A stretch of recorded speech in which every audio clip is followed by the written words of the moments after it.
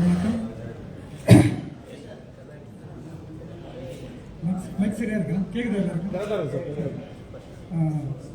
நான் அடிப்படையே ஒரு தோழர் ராமச்சந்திரன் அவர்கள் சொன்ன மாதிரி நான் ஒரு மார்க்சிஸ்ட் முகாம், ஒரு மார்க்சிஸ்ட் கம்யூனிஸ்ட் கட்சி இருக்குல்ல, அந்த கட்சியுடைய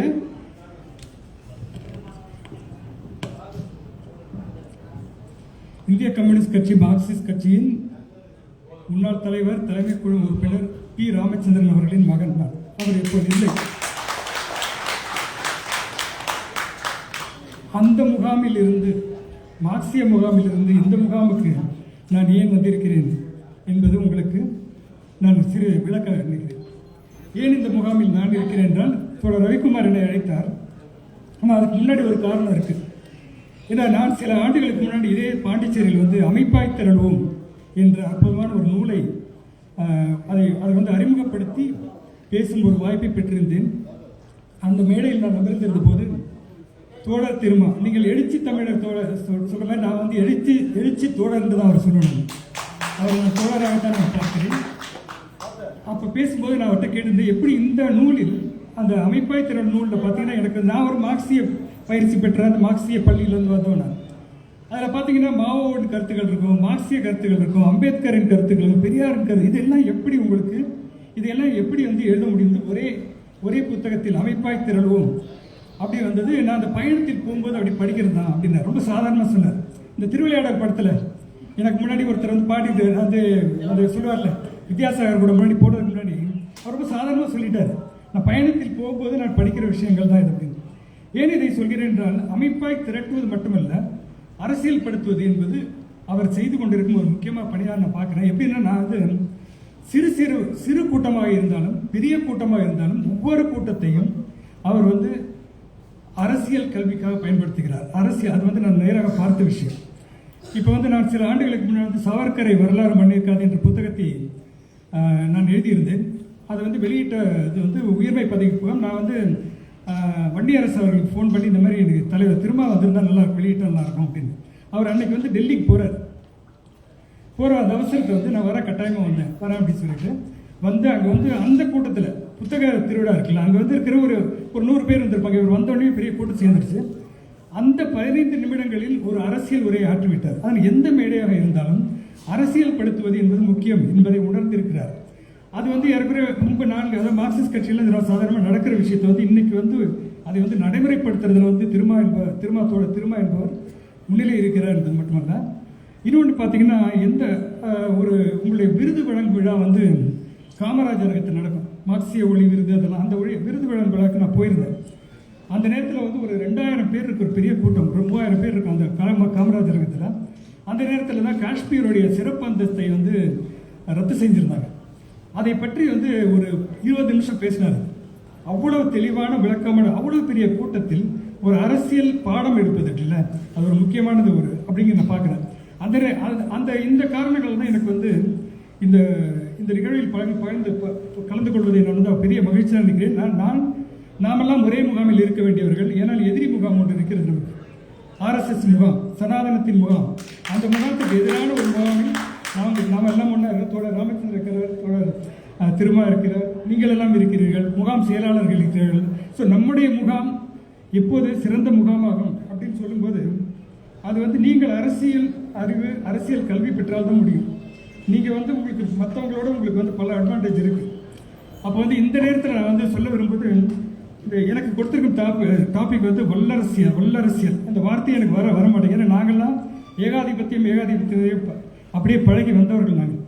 அப்போ ஏகாதிபத்தியம் என்று சொல்லியே நான் பயன்படுத்துகிறேன். இங்கே நான் சொல்ல விரும்புவது ஏகாதிபத்தியத்தை ஏன் எதிர்க்க வேண்டும், ஏகாதிபத்தியத்தை ஏன் எதிர்க்க வேண்டும் என்பதற்கு பல காரணங்கள் இருக்குது. இப்போ நீங்கள் உங்களுடைய கொள்கை முழக்கங்களில் சாதிக்கு எதிரானது, பெண் விடுதலை, சாதிய விடுதலை, சமூக விடுதலை, பொருளாதார விடுதலை, இதுக்கெல்லாம் மேலே ஒரு காரணம் இருக்குது. நீங்கள் ஜாதி அடக்குமுறைக்கு எதிராக, சனாதனத்துக்கு எதிராக போராட வேண்டும், பொருளாதார அடக்குமுறைக்காக, பொருளாதார அசமத்துவத்திற்காக எதிராக போராட வேண்டும். அப்படியெல்லாம் நீங்கள் போராடும்போது பெண்ணடிமைத்தனத்துக்கு எதிராக போராட வேண்டும்.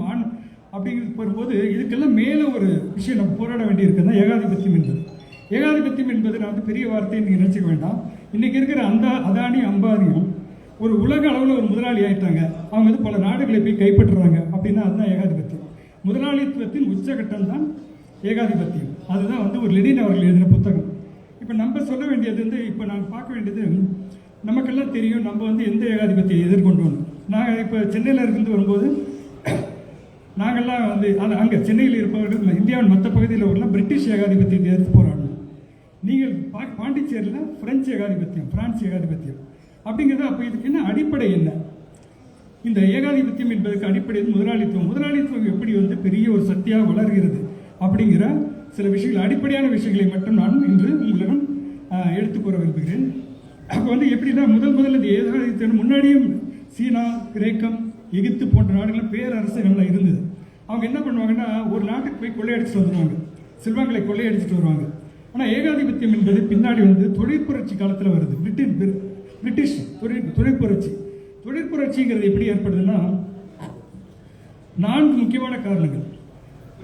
முகாம் நடத்துபவர்களுக்கு வந்து எப்பவுமே முகாமுக்கு வருபவர்கள் எப்பவுமே கையில் நோட் புக் இருக்கணும். அதுதான் வந்து முகாமில் அதை கேட்டுட்டு போகிற முறை கிடையாது. எப்பவுமே முகாமுக்கு வந்து அடுத்த முறை நீங்கள் வந்து எல்லாரும் இதை வந்து குறிப்பெடுத்துக்கணும் ஒரு முகாமுக்கு வருபவர். அப்போ என்ன நான் 4 முக்கியமான விஷயத்தை தான் சொல்ல போகிறேன். தொழிற்புரட்சி நடக்குது எங்கள் பிரிட்டனில். தொழிற்புரட்சிக்கு காரணம் என்னென்னா இந்த புதிய தொழில்நுட்பங்கள். புதிய தொழில்நுட்பம் என்பது என்ன? இப்போ நான் வந்து உங்கள்கிட்ட பேசுகிறேன்ல, இந்த தொழில்நுட்பம் வந்து ஒரு மைக்கு நான் வந்து 2000 பேருக்கு 1000 பேருக்கு நான் பேச முடியும். இன்றைக்கி உங்களுக்கு வந்து ஃபோனில் வந்து நீங்கள் வந்து எங்கள் உலகத்தில் எங்கே இருக்கிற இடம் நீங்கள் பேச முடியும்.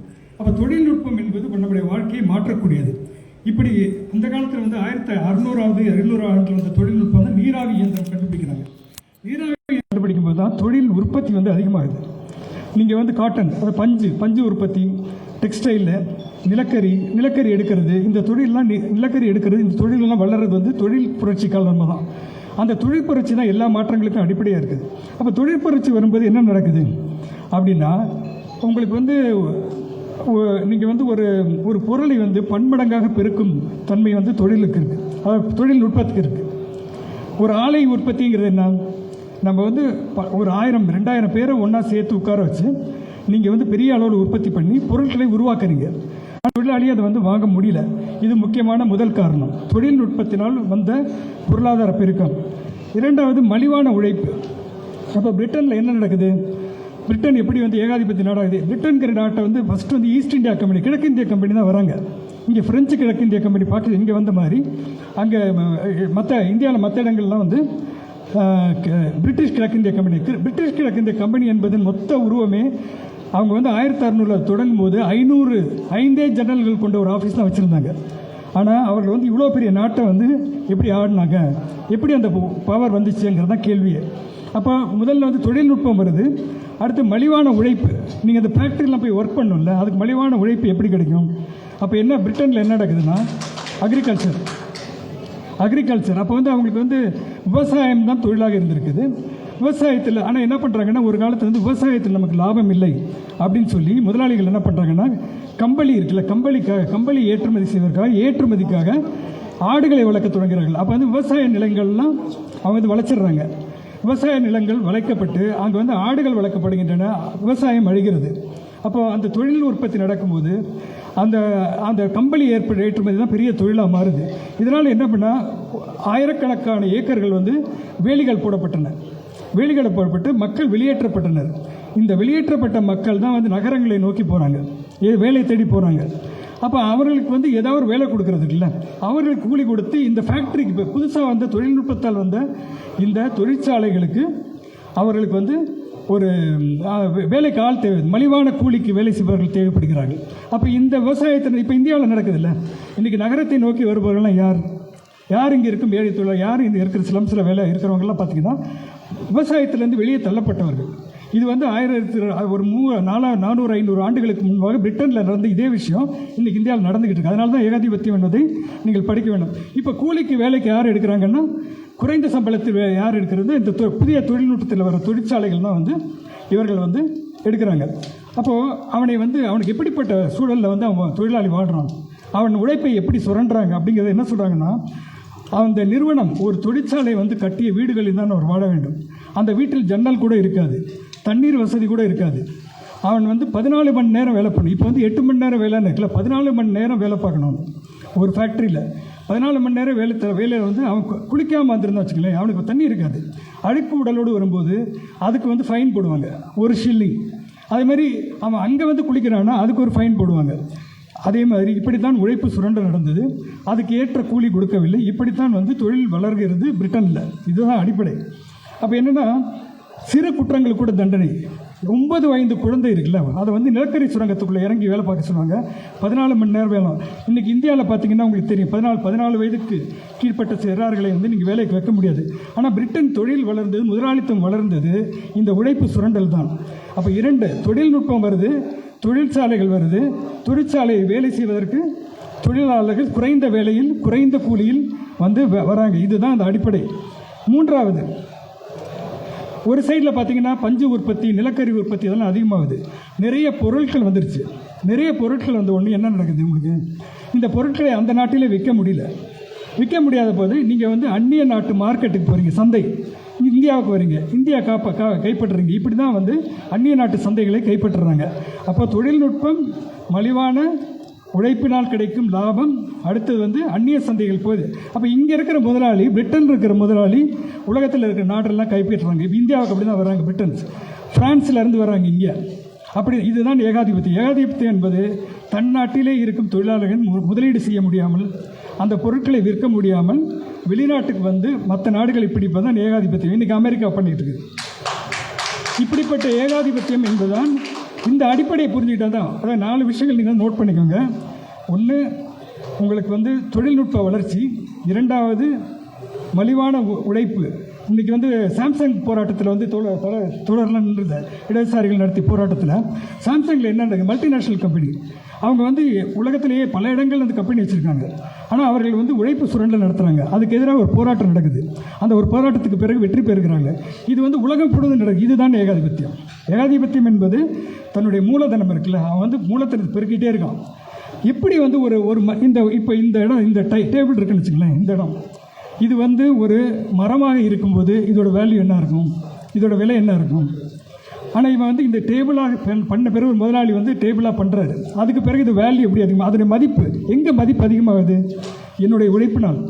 நான் இவ்வளோ நேரம் வேலை செய்கிறேன், அவ்வளோ நேரம் வேலை செய்கிறேன், என்னுடைய மூளையை உபயோகிக்கிறேன். இந்த உழைப்பின் பலனை அவன் ஊடாய் தேய்கிறான்ல, அவனுக்கு அந்த உழைப்பு மறுபடியும் அந்த சக்தி இருக்குல்ல, அந்த சக்தியை திரும்ப பெறுவதற்கான கூலி அவனுக்கு கிடைக்குதான்னா இல்லை. அப்போது பல பேர் சேர்ந்து செய்யும்போது இந்த மதிப்பு உயருதில்லை. அந்த மதிப்பு உயர்தான் இதை போய் விற்கிறாங்க. விற்கும்போது அவனுக்கு கொடுத்த கூலியோட பல மடங்கு லாபத்துக்கு தான் விற்கிறாங்க. அப்படி தான் வந்து லாபம் சேர்க்குது, மூலதன குவியல் நடக்குது. கேபிட்டல் வந்து மறுபடியும் பெருகிட்டே இருக்குது. இப்போ பார்த்தீங்கன்னா அதானி வந்து உருவாக்கும் பல பொருட்களும் இந்திய மக்களே வாங்க முடியாத நிலை தான் இருக்கும். ஏன்னா உங்களுடைய வாங்கும் சக்தி கம்மியாக இருக்குது. உங்கள் பொருள் உற்பத்தி அதிகமாகிட்டு இருக்குது. ஆனால் இங்கே இருக்கிற பொருளாதார கொள்கையினால் உங்களுக்கு வந்து உங்கள் வாங்கும் சக்தி குறைனால உங்களுக்கு வந்து பொருட்களை விற்க முடியல. ஏன் மார்க்கெட் தேங்கி போச்சு? ஏன் வந்து டெலிவிஷன் வந்து திரும்ப புது மாடலில் ஏன் டெலிவிஷனை கொண்டு வராங்க? ஏன்னா இந்தியாவில் வாங்கும் சக்தி படைத்தவர்கள் ஒரு 20% பேர் தான். மீதி 80% பேர் வந்து வாங்கும் சக்தி அற்று ஏழை தொழிலாளர்களும் விவசாயிகளும் அப்படி தான் இருக்காங்க. ஸோ இதுதான் வந்து அடிப்படை. இந்த அடிப்படையில் வந்து அப்போ நாடுகளை பிடிக்க தொடங்குறாங்க. இந்த பிரிட்டன் வந்து நாடுகளை பிடிக்க தொடங்குறாங்க.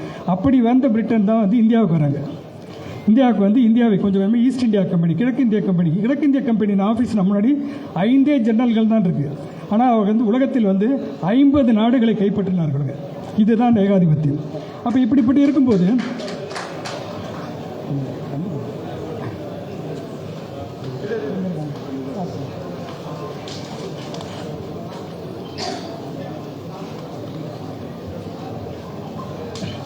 இப்படி உலகம் முழுவதும் காலனிகளை உருவாக்கி கொள்ளையடித்த பணம் தான் ஏகாதிபத்தியம் வந்து வளர்ந்ததுக்கு காரணம்.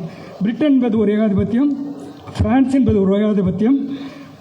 அங்கே இருக்கும் முதலாளிகள் வெளிநாட்டுக்கு சென்று மடிலமான உழைப்பு, ரா மெட்டீரியல், கச்சா பொருட்கள், இந்தியாவில் கிடைக்கிற அவ்வளோ அருமையான மரங்கள், இங்கே இயற்கை பொருட்கள் இதெல்லாம் கைப்பற்றுறாங்க. இதுதான் வந்து ஏகாதிபத்தியம்.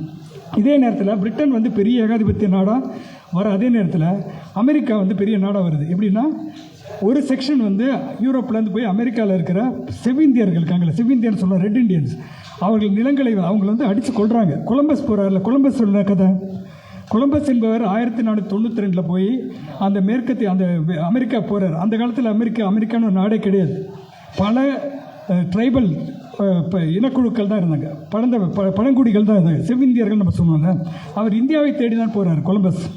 அங்கே போய் என்ன பண்ணுறாருன்னா தங்கம் எங்கே இருக்குதுன்னு கேட்குறாரு. யார்கிட்ட? இந்த செவ்விந்தியர்கள்ட்ட. தங்கம் கொண்டு வந்தவர்கள் அவங்க வந்து ரொம்ப இன்னசென்ட், அவங்ககிட்ட ஆயுதம் கூட இல்லை.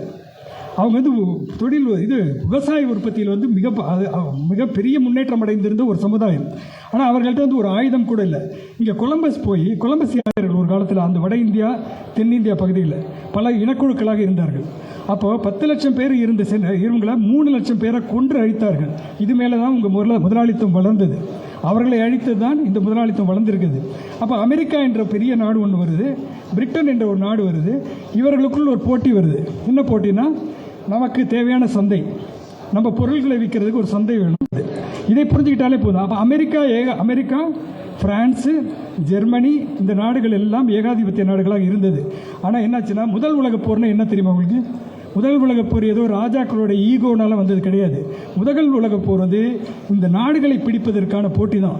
இந்த பிரான்ஸுக்கும் பிரிட்டனுக்கும் அமெரிக்காவுக்கும் இடையே நடந்த போட்டியில் தான் முதல் உலகப் போரே வருது. அப்போ முதலாளி நீங்கள் நிறைய கற்றுக்கணும், நிறைய பேர் போர் நடக்கணும், சண்டை நடக்கணும். அப்போ தான் வந்து கடப்பாறை வந்து கோவில் இடிக்கிறதுக்கு பயன்படுத்துவாங்க. எங்கே வந்து கடப்பாறைகள் அதிகமாக தேவைப்படுனா சங்கிகள் போய் கோவில் இடிக்கிறதுக்கான கடப்பாறைகள் உருவாக்கும் முதலாளித்துவம். அப்படித்தான் உலகம் முழுவதும் போர் இண்டஸ்ட்ரி, அதாவது வார் இண்டஸ்ட்ரின்னு ஒன்று இருக்குது. உலகத்தில் முழுவதும் எங்கு பார்த்தாலும் எப்போ தான் ஒரு போர் நடந்து கொண்டே இருக்க வேண்டும். அப்போ தான் வந்து அமெரிக்க முதலாளித்துவம் புரைத்திருக்கு. இந்த வட அமெரிக்காவில் போய் படையெடுத்துக்கிட்டே இருக்காங்க. அங்கே போய் அந்த நாட்டை ஃபுல்லாக கம்பேர் பண்ண. அப்போ என்ன பண்ணுறாருன்னா, போப்பாண்டவர், இங்கே மதம் வருது, போப்பாண்டவர் வந்து அதை அறிக்கை விடுறாரு. ஸ்பெயின், போர்ச்சுகல் மட்டும்தான் தென் அமெரிக்காவில் வந்து அவர்கள் ஆதிக்கம் செலுத்த முடியும் அப்படின்னு ஒரு மதம் தலையிட்டு, நீங்கள் வந்து அந்த பகுதி வந்து உங்களுக்கு சொந்தமானது அப்படின்னு சொல்லிடுறாரு. அப்போ அந்த ஃபுல்லாக அதை கொள்ளையடிக்கிறாங்க. வட அமெரிக்காவில் அமெரிக்கா என்ற பெரிய நாடு வளர்ந்துருக்குது, அவங்க தென் அமெரிக்காவில் வந்து கொள்ளையடிக்கிறாங்க. இப்போ என்னென்னா அடிப்படையே இந்த ஏகாதிபத்தியின் அடிப்படை என்னென்னா, இந்த காலனி நாடுகளை உருவாக்கி அவர்களின் வளங்களை கொள்ளையடித்து அந்த மக்களை சுரண்டி அப்படி தான் வளர்ந்து நிற்கிறது. அப்போ என்னென்னா, இதுக்கெல்லாம் ஒரு முடிவு கட்டுற மாதிரி என்னாச்சுன்னா, 1917 சோவியத் யூனியன் ரஷ்ய புரட்சி நடக்குது. ரஷ்ய புரட்சி நடக்கும்போது முதல் முறை அவனுக்கு என்னென்னா, லாப நோக்கம், உழைப்பு சுரண்டல், இது இல்லாமல் ஒரு சமுதாயம் இருக்க முடியுமா, சமத்துவமான ஒரு சமுதாயம் இருக்க முடியுமா என்பதை சோவியத் யூனியன் காமிச்ச உடனே அது பெரிய அதிர்ச்சியாக இருக்கும். அமெரிக்காவுக்கும் பிரிட்டனுக்கும் பல ஏகாதிபத்திய நாடுகளுக்கும் பெரிய அதிர்ச்சி. அந்த சோஷலிச முகாம்பாங்க. நம்மெல்லாம் அந்த முகாம் சேர்ந்தவங்க தான். உண்மையிலே பார்த்தீங்கன்னா அடிப்படையிலே நம்மெல்லாம் சோஷலிச முகாத்தை சேர்ந்தவங்க. சோஷலிசம் தான் இலக்காக இருக்க முடியும். நமக்கு சமத்துவ சமுதாயம் என்று ஜாதியும் மதம் மற்ற வர்க்கமற்ற ஒரு சமுதாயம் தான் நம்ம படைக்கிறதுக்கு. அதனால தான் நம்ம ஏகாதிபத்தியத்தை பற்றி பேசிகிட்டு இருக்கோம். ஏகாதிபத்தியம் இதெல்லாம் வளர்க்குது, முரண்பாடுகளே. அமெரிக்கா என்னென்னா பெரிய தாக்குதல் நடக்குது. நான் தான் உலகத்தில், பிரிட்டனுக்கும் அமெரிக்காவும் ஈக்குவலாக இருந்தாங்க அந்த வரைக்கும். ஆனால் அவங்க என்ன சொன்னாங்கன்னா, நான் தான் இனிமேல் பெரிய ஏகாதிபத்தியம் அப்படின்னு சொல்லி நேராக போய் ஈராக் மேலே தாக்குதல் தொடங்கினாங்க. சோவியத் யூனியன் 89ஆம் ஆண்டு 91 போய் ஈராக்கில் வந்து எதுக்காக? எண்ணெய் வளங்களை கைப்பற்றுறது. அதான் ஒருத்தர் எழுதினார், ஆப்பிரிக்கா அந்த அரேபிய பாலைவனத்தில் மட்டும் பெருச்சம்பழம் மட்டும் கிடைப்பதாக இருந்தால் இந்த உலகப் போர்கள் நடந்திருக்குமா? இஸ்ரேல் என்ற நாடே உருவாயிருக்காது பாரு. இஸ்ரேல் என்ற நாடு உருவாக்குதே அந்த இடத்துல கொள்ளையடிப்பதற்கான ஒரு ரவுடி அவங்களுக்கு தேவைப்படுறோம். அதுக்காக தான் இஸ்ரேல் என்ற நாடே உருவாகுது. அப்போ என்னென்னா, இப்படி தான் வந்து ஏகாதிபத்தியம் என்பது தன்னுடைய பலமுனை தாக்குதலை நடக்குது. இந்த பன்னாட்டு கம்பெனி என்பதுதான் ஏகாதிபத்தியத்தின் புதிய வடிவம். அவங்க வந்து முன்னாடி மாதிரி நாடு பிடிக்கிறது இல்லை. இந்த நாட்டு மக்களை இந்திய அரசாங்கத்தின் அந்தந்த நாட்டு அரசாங்கத்தின் உதவியோடு நம்மளை வந்து அட்ராக்ட் பண்ணுறாங்க. அதனால தான் நம்ம ஏகாதிபதி இந்த அரசு அவங்கள உள்ளுக்குள்ளே வருது. நீ முதலீட்டை கொண்டு வா, நீ வந்து இங்கே வந்து எங்கள் தொழிலாளி வந்து யூஸ் பண்ணிக்கோ, எங்கள் வளங்களை யூஸ் பண்ணிக்கோ. ஆனால் நீ வந்து பெரிய நாடாக வளர்ந்துருக்கு. ஜி ஜின்பிங் முன்னாடி இவர் ஒன்றும் பண்ண முடியல.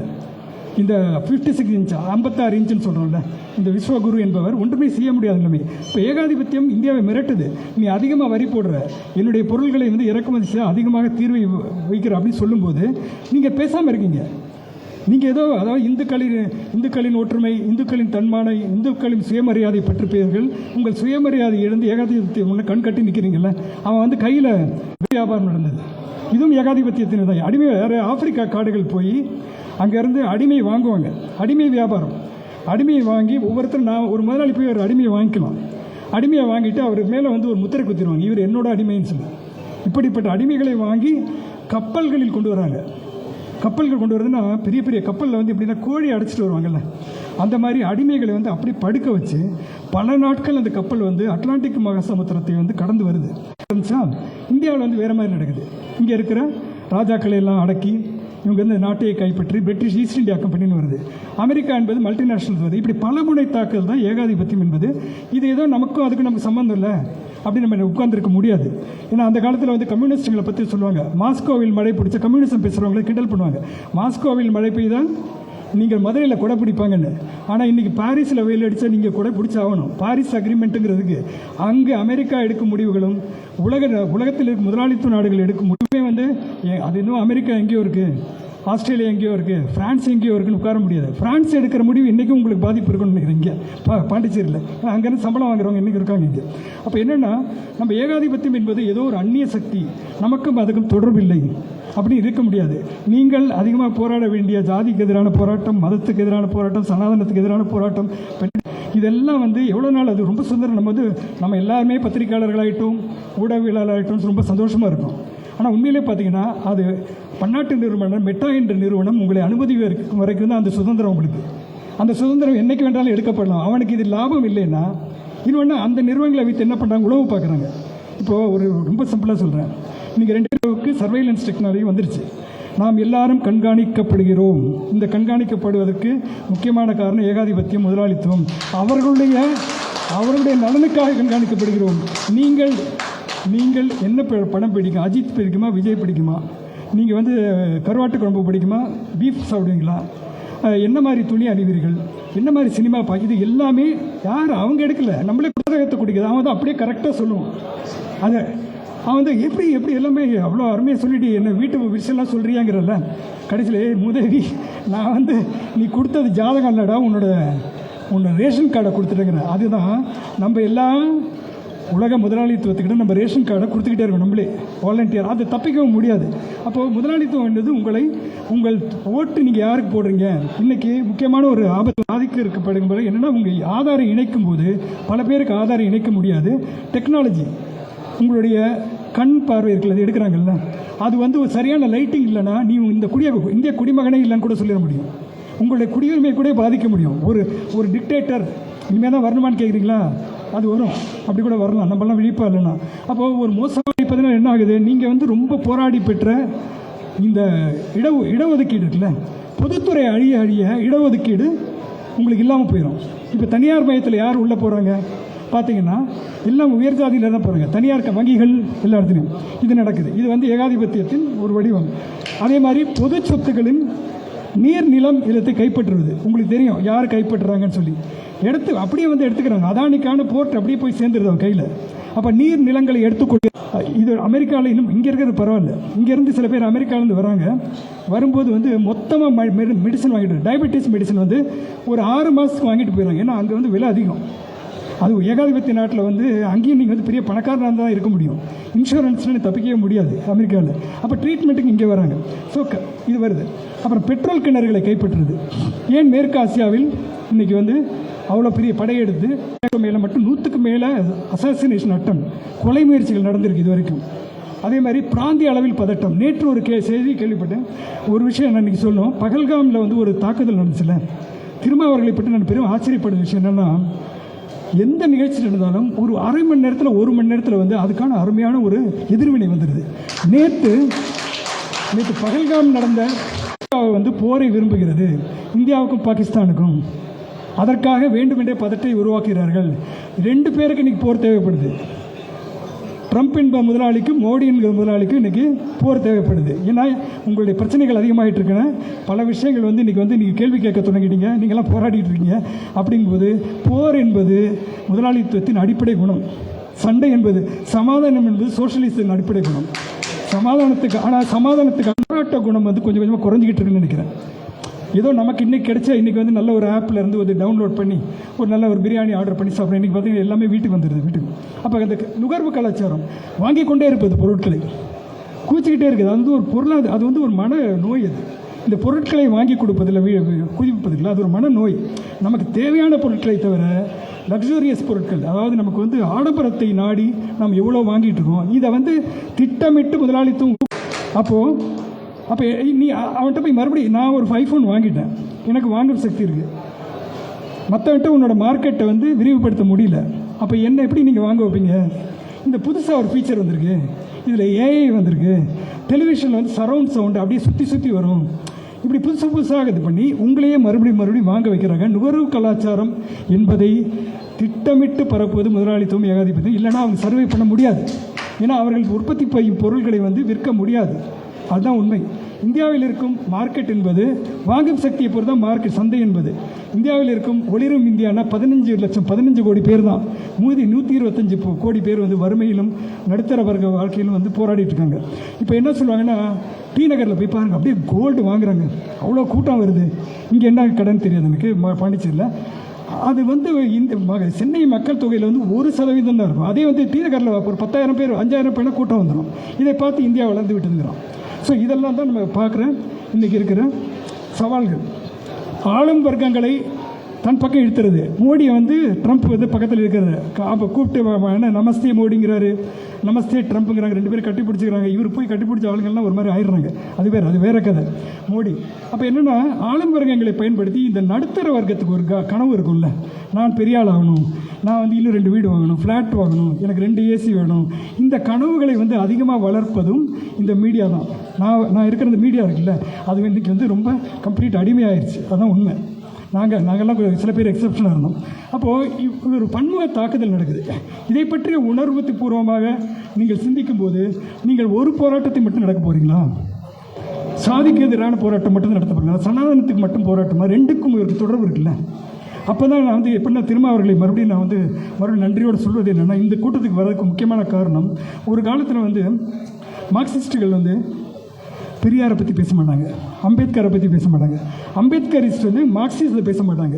அப்படி மாற்றி அவங்கவுங்க தனித்தனி குழுக்களாக, அந்த அம்பேத்கரிஸ்ட்னா தனி, பெரியாரிஸ்டில் தனி, மார்க்சிஸ்டில் தனி. ஆனால் அந்த 3ஐயும் சேர்த்து எல்லா இடத்துலையும் மேடைகளும் பேசி இன்றைக்கி வந்து எல்லாரையும் ஃபேஸ்புக்கில் பார்த்தீங்கன்னா, முகநூலில் பார்த்தீங்கன்னா, மார்க்சியம், பெரியார், அம்பேத்கரும் 3 பேரை வச்சு ஏஐ இமேஜ் போட்டு மார்க்ஸ், பெரியார், அம்பேத்கர். இது வந்து பெரிய ஒரு மாற்றம். அதனால்தான் நான் இந்த முகாமில் இருந்து பேசிக் கொண்டிருக்கேன். அதுதான் அடிப்படையில் தான்.